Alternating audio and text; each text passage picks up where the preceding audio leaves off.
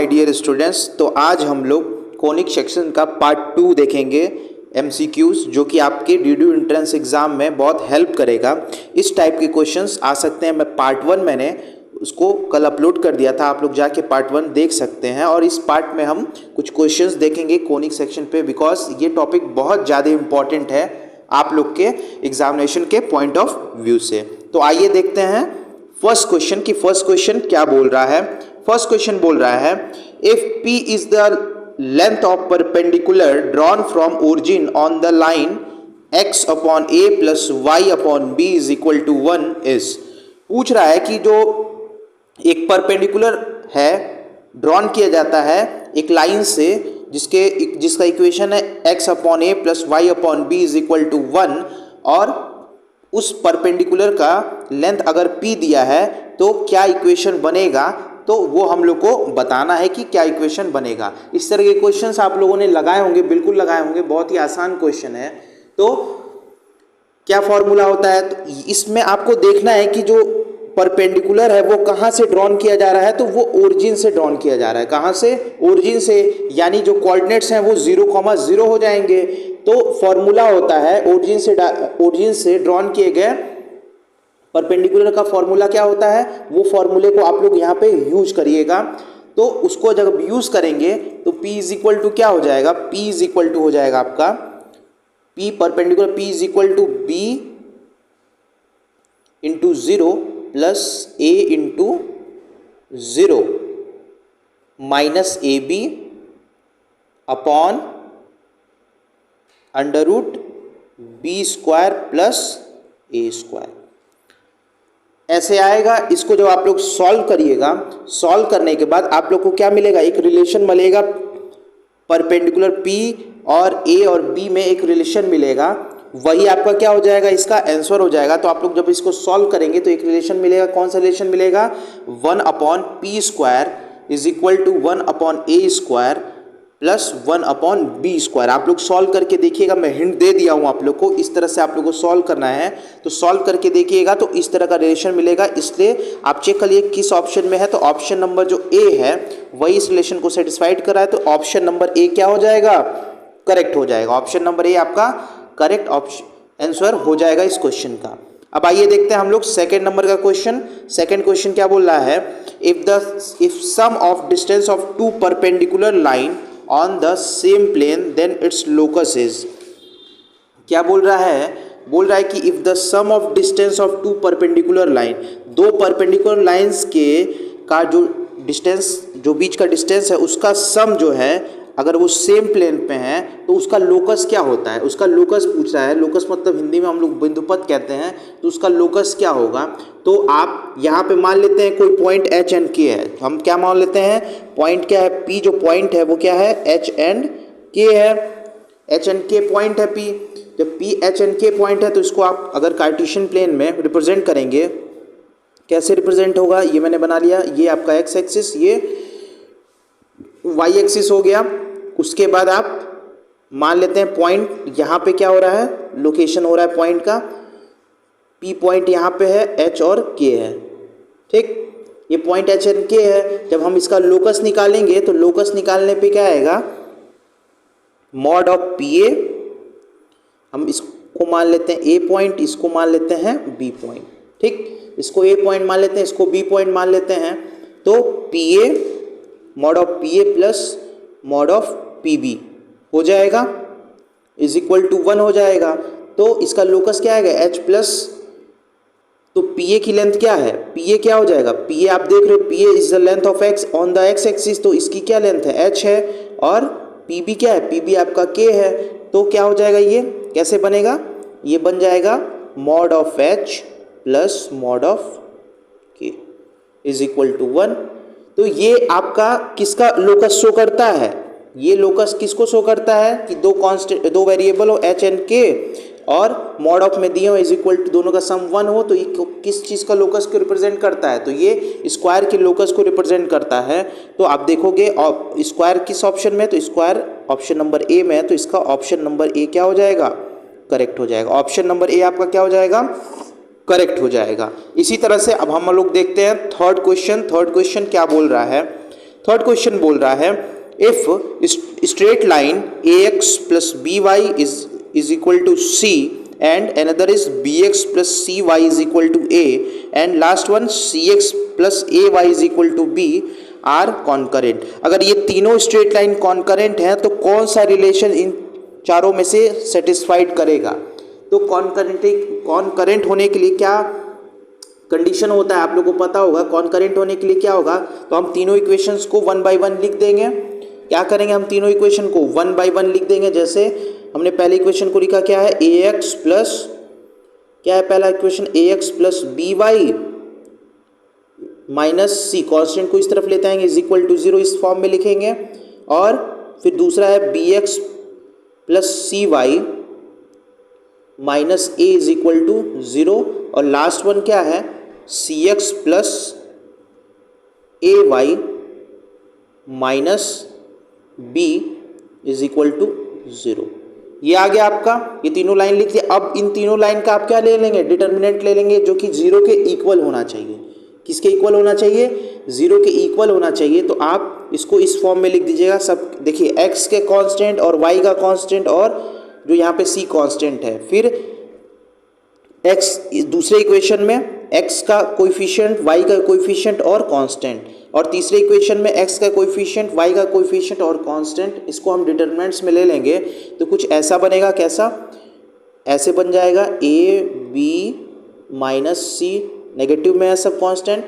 तो फिर क्या था, b c minus a C A minus B. ये डिटरमिनेंट्स है, ये किसके इक्वल होना चाहिए, 0 के। इसके बाद जब इसको डिटरमिनेंट्स को आप सॉल्व करोगे तो यहाँ से एक रिलेशन मिलेगा। तो वो कौन सा रिलेशन होगा, तो वो रिलेशन होगा a plus b plus c is equal to 0 आएगा।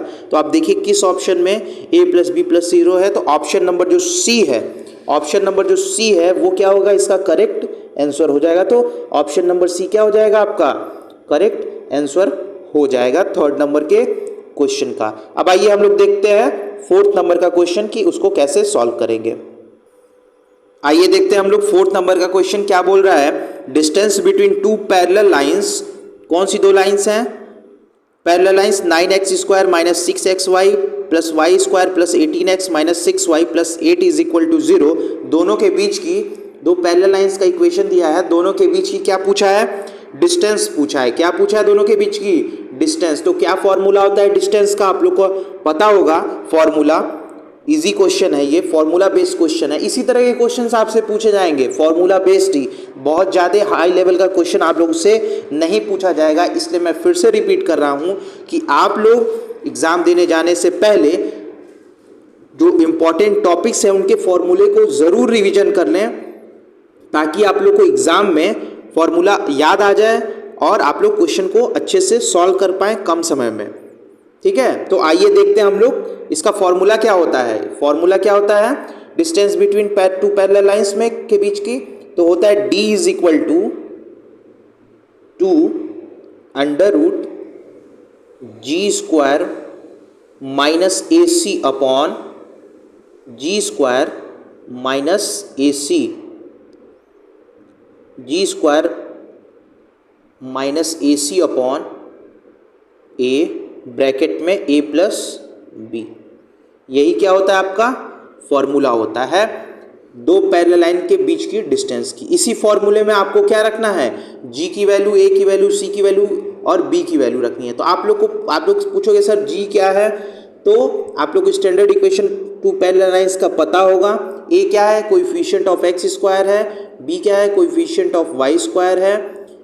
ठीक है, और 2gx होता है ना, आप लोगों को पता होगा। उससे स्टैंडर्ड इक्वेशन से आप लोग क्या करो, उसे कंपेयर कर लेना और जी ए बी की वैल्यू निकाल के इसमें आपको सिर्फ पुट कर देना। पुट करने के जब आप लोग सॉल्व करोगे तो आप लोग का आंसर क्या आएगा, आप लोग का आंसर आएगा 2 upon under root 10। 2 upon under root 10 जब आप लोग सॉल्व करोगे तो आएगा। आप लोग देख लीजिए कौन से नंबर का ऑप्शन है 2 अपॉन अंडर रूट 10। तो ऑप्शन नंबर जो ए है वो क्या हो जाएगा, इसका करेक्ट आंसर हो जाएगा। ऑप्शन नंबर ए क्या हो जाएगा, आपका करेक्ट आंसर हो जाएगा। अब आइए देखते हैं हम लोग नेक्स्ट क्वेश्चन, क्वेश्चन नंबर 5 की। क्वेश्चन नंबर 5 हम लोग को क्या बोल रहा है, कैसे हम लोग को क्वेश्चन नंबर 5 को सॉल्व करना है।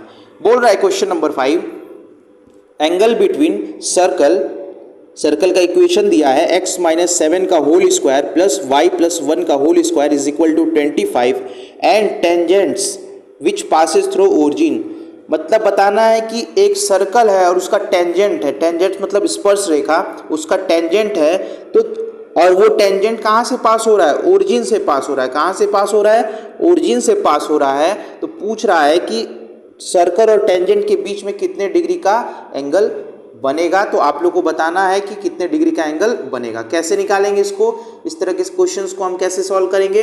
तो आप लोग को पता होगा कि हम मान लेते हैं उस टेंजेंट का इक्वेशन y बराबर mx होगा, बिकॉज कोई भी लाइन जब सेंटर से पास होती है तो उसका इक्वेशन क्या होता है, y is equal to m x. क्या होता है, y is equal to m x. जो कोई लाइन ओरिजिन से पास होती है क्या होता है, y is equal to y is equal to क्या होता है आपका, y इज इक्वल टू होता है आपका एम एक्स प्लस सी। क्या होता है, y is equal to m x plus m x होता है, माफ करिएगा प्लस सी नहीं होता है, एम एक्स होता है। y is equal to m x जो कि लाइन ओरिजिन से पास होती है। तो ये इसका इक्वेशन होता है, ठीक है। तो वो इसका इक्वेशन होता है और वो ओरिजिन यानी 0 0 से पास होती है। तो हम क्या निकालेंगे, उसका ग्रेडियंट निकालेंगे। हम क्या निकालेंगे, उसका ग्रेडियंट निकालेंगे। जब हम ग्रेडियंट निकालेंगे तो हमें क्या मिलेगा, हम कैसे निकालेंगे मैं बताता हूँ आप लोगों को कैसे करना है इसको solve. P is equal to क्या हो जाएगा, ए क्या है आपका, तो A इज इक्वल टू हो जाएगा 7m plus 1 upon under root m square plus 1 is equal to क्या हो जाएगा, ये किसके इक्वल होगा, ये जो ये रिलेशन आया है वो किसके इक्वल होगा, तो ये 5 के इक्वल होगा। किसके इक्वल होगा, 5 के इक्वल होगा। फिर हम लोग इसको क्या करेंगे, सॉल्व करेंगे। सॉल्व करने के बाद हमें क्या मिलेगा, m1 और m2 मिलेगा। सॉल्व करने पे हमें क्या मिलेगा, m1 और m2 मिलेगा। और जब हम इसको सॉल्व करेंगे तो m1 इंटू m2 की वैल्यू क्या आएगी, -1 आएगी। क्या आएगी, m1 और m2 की वैल्यू क्या आएगी, -1 आएगी। जो कि क्या रिप्रेजेंट करेगा, क्या रिप्रेजेंट करता है, जब m1 m2 -1 होता है तो क्या होता है, लाइंस क्या होती हैं, परपेंडिकुलर होती हैं। क्या होती हैं, लाइंस परपेंडिकुलर होती हैं। तो यहाँ पे जो सर्कल और टेंजेंट के बीच का जो एंगल होगा वो क्या होगा, 90 डिग्री का होगा। तो कौन से ऑप्शन में 90 डिग्री है, तो आप देखिएगा ऑप्शन नंबर सी जो है वो क्या बता रहा है, 90 डिग्री को रिप्रेजेंट कर रहा है। ओके, तो ऐसे हम क्या करेंगे, इस क्वेश्चन को सॉल्व करेंगे। अब आइए देखते हैं हम लोग next question, question number 6। Question number 6 को हम लोग कैसे सॉल्व करेंगे कि क्वेश्चन नंबर 6 कैसे लगेगा। आइए देखते हैं हम लोग 6 नंबर का क्वेश्चन क्या बोल रहा है। 6 नंबर के क्वेश्चन में, if line y cos alpha is equal to x sin alpha plus a cos alpha is the tangent of circle x square plus y square is equal to a square, then बताना है कि एक line है जिसका equation ये दिया हुआ है, वो टेंजेंट है एक सर्कल का और सर्कल का इक्वेशन दिया है x square plus y square is equal to a square. Then हमें रिलेशन बताना दोनों के बीच का, क्या बताना है, रिलेशन बताना है। तो हम लोग आइए देखते हैं इसे कैसे हम लोग सॉल्व करेंगे। अब क्या करेंगे हम लोग, तो आइए देखते हैं इसका सॉल्यूशन। सॉल्यूशन कैसे होगा, इसके सॉल्यूशन के लिए हमें क्या करना पड़ेगा, सॉल्यूशन कैसे होगा इसका, हम लिखेंगे इक्वेशन, लाइन का क्या इक्वेशन है, y cos alpha is equal to x sin alpha plus a cos alpha, यही है। अब हम क्या करेंगे, दोनों साइड cos अल्फा से डिवाइड कर देंगे। क्या करेंगे, दोनों साइड cos अल्फा से डिवाइड कर देंगे। तो ये क्या बन जाएगा, ये बन जाएगा y cos अल्फा कट जाएगा is equal to x sine alpha दिया अपॉन cos अल्फा। तो हम लोग इसको क्या लिख सकते हैं, tan अल्फा। क्या लिख सकते हैं इसको हम लोग, tan अल्फा, और यहाँ पे भी cos अल्फा कट जाएगा तो क्या बचेगा, सिर्फ a बचेगा। तो y is equal to x tan alpha plus a, ये आपका आ जाएगा। यहाँ से आने के बाद हम लोग इसको कैसे सॉल्व करेंगे, तो जब ये आ जाएगा तो आपका यहाँ पे क्या हो जाएगा, ये सर्कल से क्या हो रहा है, टेंजेंट, सर्कल का टेंजेंट है। तो क्या होता है इसमें, सी स्क्वायर क्या होता है इसमें, जो आपका आइडेंटिटी है वो क्या यूज होगा, c square is equal to a square 1+m², यही होगा। अगर कोई टेंजेंट होता है कोई लाइन किसी सर्कल का तो ये हम यूज करते हैं। तो यहाँ पे m क्या है, m आपको पता होगा, m क्या है, ग्रेडियंट है जो कि हम यहाँ से निकाले हैं, जो कि आपका tan अल्फा हो जाएगा। और a की वैल्यू पता ही है आपको, सर्कल में a क्या है, a रेडियस होता है, तो क्या हो जाएगा सी स्क्वायर।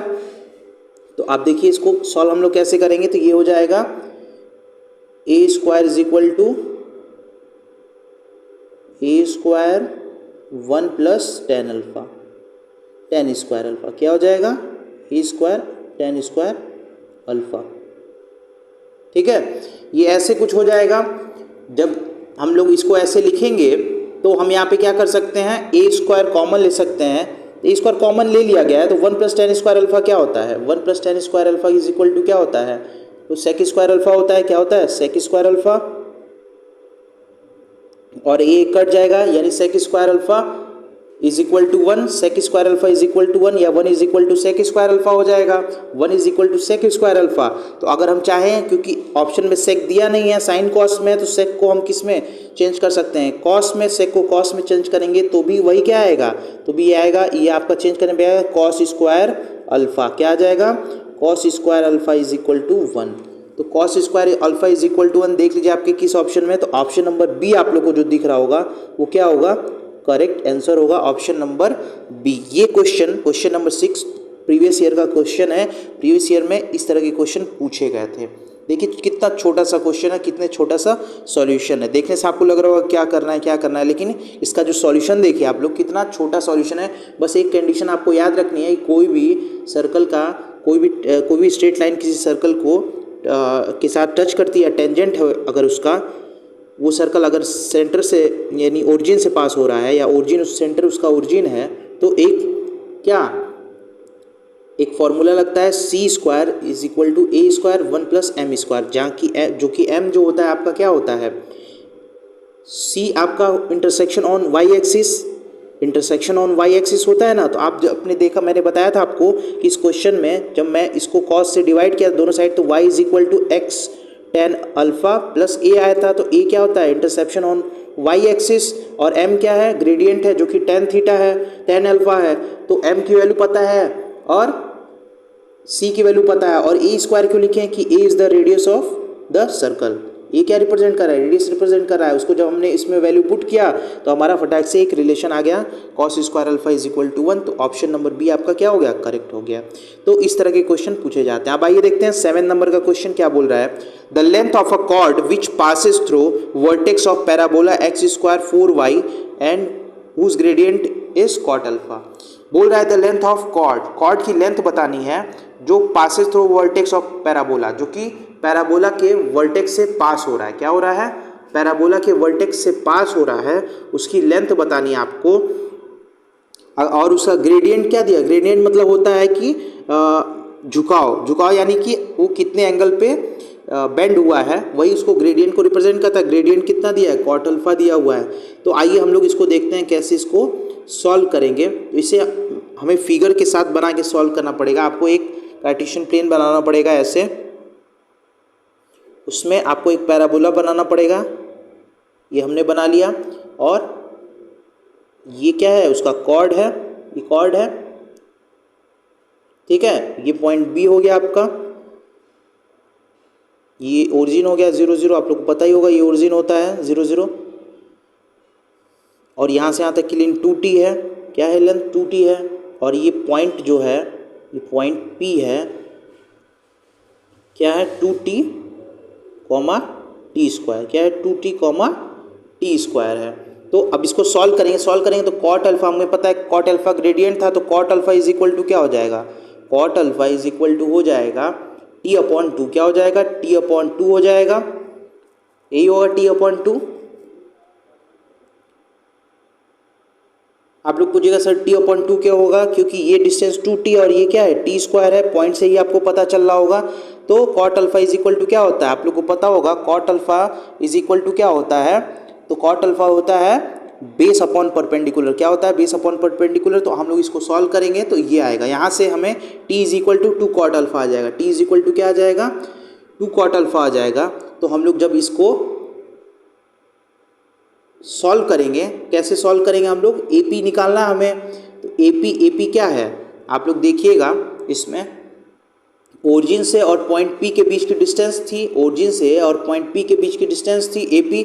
तो दो कोऑर्डिनेट्स के बीच की डिस्टेंस का फॉर्मूला हम लोग को यहाँ पे अप्लाई करना पड़ेगा। कौन से? दो कोऑर्डिनेट्स के बीच के डिस्टेंस का formula.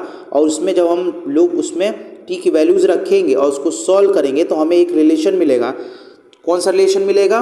4 cos alpha into cos square alpha. क्या मिलेगा? 4 cos alpha into cosec square alpha, जो कि ऑप्शन नंबर ए में आप लोग को दिख रहा होगा। ऑप्शन नंबर ए इसका क्या हो जाएगा? करेक्ट हो जाएगा। ऑप्शन नंबर ए इसका करेक्ट आंसर होगा। मैंने सॉल्यूशन बता दिया कैसे करना है। ये थोड़ा सा लेंथी क्वेश्चन है बट ठीक है, एक दो क्वेश्चन ऐसे पूछे जाते हैं जिससे स्टूडेंट्स क्या हो, थोड़े कंफ्यूज हो कि उसको अटेम्प्ट करें या ना करें। तो मेरा सजेशन ये होगा कि ऐसे क्वेश्चंस को आप लोग तुरंत के लिए स्किप कर दीजिए और पूरा पेपर करने के बाद वापस आके इस टाइप के क्वेश्चंस को अटेम्प्ट करें। छोड़ना नहीं है, क्वेश्चन जरूर अटेम्प्ट करना है। अगर थोड़ा सा कॉन्सेप्ट लगाना पड़ा है तो आप लोग उसे यूज़ करिए और क्वेश्चन को सॉल्व करिए, इससे आप लोग को कॉन्फिडेंस मिलेगा। आइए देखते हैं हम लोग नेक्स्ट 8 नंबर के क्वेश्चन को कि 8 नंबर का क्वेश्चन कैसे लगेगा। अब आइए देखते हैं बच्चों 8 नंबर का क्वेश्चन क्या बोल रहा है। Parametric equations are x is equal to 1 plus 4 cos theta and y is equal to 2 plus 3 sine theta represent the curve. ये पैरामेट्रिक इक्वेशन कौन से कर्व को रिप्रेजेंट कर रहे हैं तो हम लोग को बताना है। तो आप लोग को पता होगा यहाँ पे क्या दिया हुआ है, x is equal to 1 plus 4 cos theta और y is equal to 2 plus 3 sine theta. तो हम लोग इसको कैसे सॉल्व करेंगे? तो हम क्या कर सकते हैं, cos square theta plus sine square theta is equal to क्या होता है? 1 होता है। क्या होता है? Cos square theta plus sine square theta is equal to 1 होता है। तो हमें क्या करना पड़ेगा? हमें यहाँ से कॉस और साइन को अलग करना है। हमें क्या करना है? यहाँ से इस इक्वेशन से कॉस और साइन को अलग करना है और उस आइडेंटिटी को यूज़ करना है। तो कॉस थीटा यहाँ से क्या हो जाएगा? Cos theta is equal to क्या हो जाएगा? x माइनस 1/4 हो जाएगा। ठीक। साइन थीटा क्या हो जाएगा? साइन थीटा आपका हो जाएगा y माइनस 2/3 हो जाएगा। क्या हो जाएगा? y माइनस 2/3 हो जाएगा। अब आप लोग को पता है cos square theta plus sine square theta बराबर 1 होता है, यानी हम उस आइडेंटिटी में इन वैल्यूज कॉस थीटा और साइन थीटा को पुट कर देंगे। जब हम लोग पुट करेंगे तो कुछ इस टाइप का इक्वेशन बनेगा।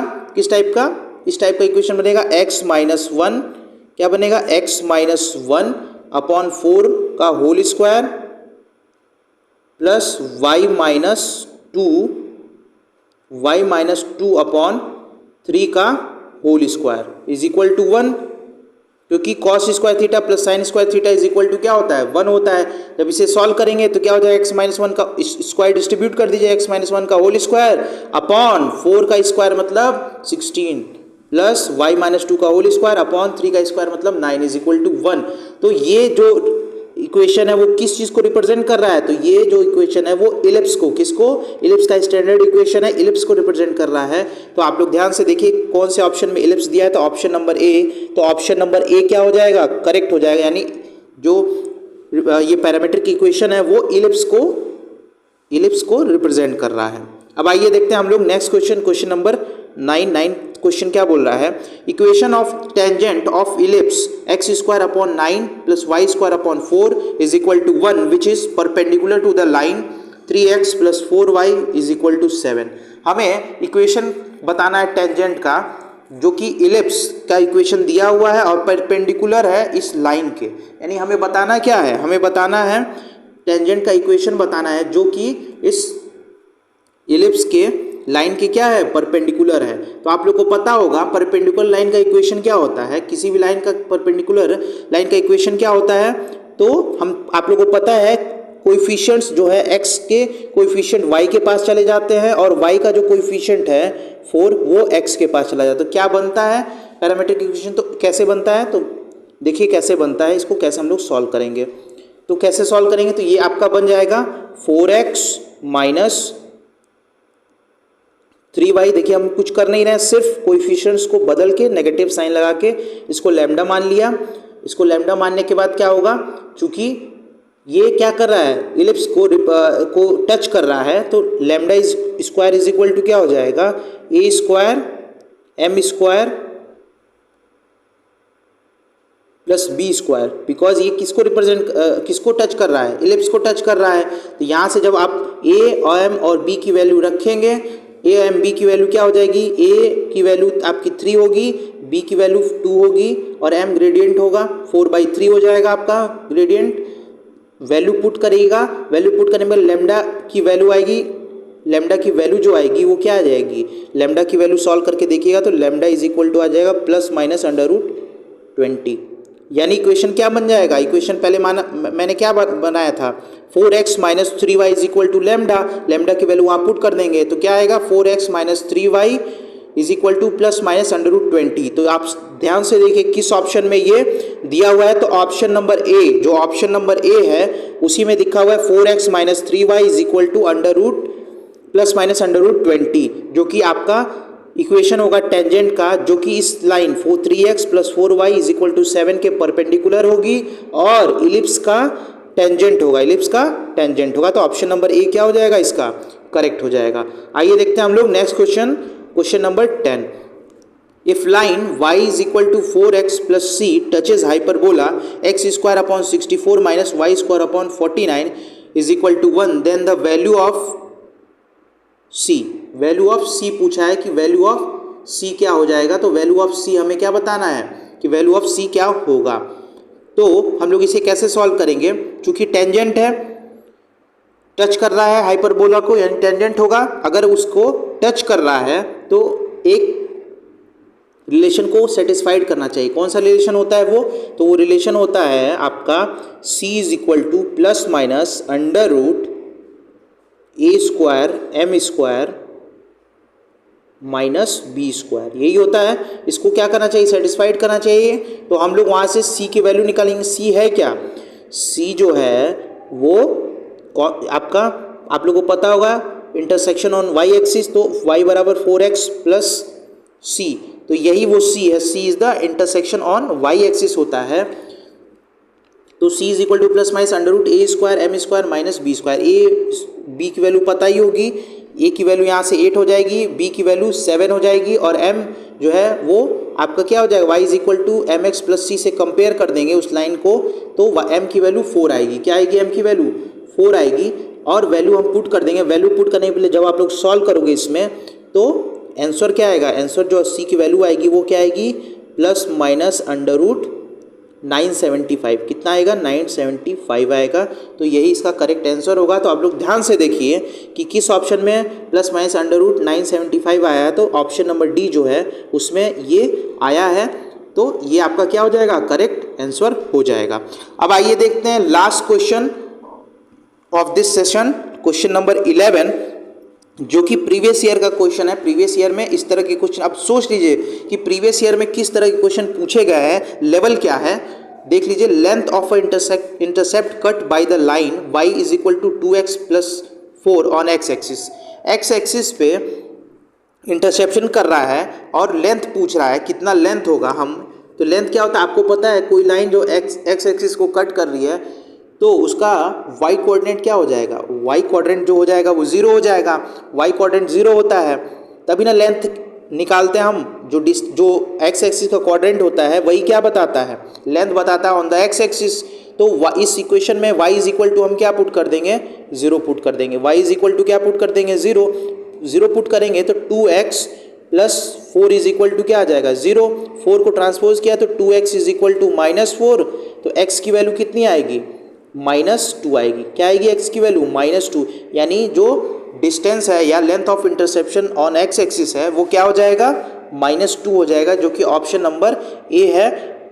ऑप्शन नंबर ए में दिया है -2, तो इसका ऑप्शन नंबर ए क्या हो जाएगा, करेक्ट हो जाएगा। तो ये थे टोटल 11 इंपॉर्टेंट क्वेश्चंस आपके कोनिक सेक्शन में पार्ट 2 में, और इसी तरह से मैंने पार्ट 1 बनाया है तो टोटल 22 क्वेश्चंस हो गए हैं, जो कि most important question, probable question है, आपके एग्जाम में आ सकते हैं। मैं ये नहीं कहूँगा कि यही क्वेश्चन आएंगे, बट इस टाइप के क्वेश्चंस आएंगे। एक ओवरव्यू आप लोग को मिल गया होगा कि किस टाइप के क्वेश्चंस पूछे जाएंगे। बस मेरा मोटिव यही था कि आप लोग को एक अच्छा सा ओवरव्यू मिल जाए कि इस तरह से क्वेश्चंस आएंगे। मैं फिर से रिपीट करता हूँ कि एग्जामिनेशन देने जाने से पहले आप लोग फॉर्मूले जरूर याद कर लीजिएगा। फॉर्मूला बेस्ड क्वेश्चन ही पूछा जाएगा आप लोग के एग्जामिनेशन में। आप लोग को ज़्यादा डरने की ज़रूरत नहीं है, ना ही इधर उधर भटकने की ज़रूरत है। तो मैं आशा करता हूँ कि वीडियो आप लोग को अच्छी लगी होगी। वीडियो अगर आप लोग को अच्छी लगी हो तो अपने दोस्तों तक ज़रूर शेयर करें, ज़्यादा से ज़्यादा बच्चों तक शेयर करें, ताकि वो लोग भी जान पाएँ कि किस तरह के क्वेश्चंस पूछे जाते हैं DDU एंट्रेंस एग्ज़ाम में। और हमारे चैनल को सब्सक्राइब करें। Thank you.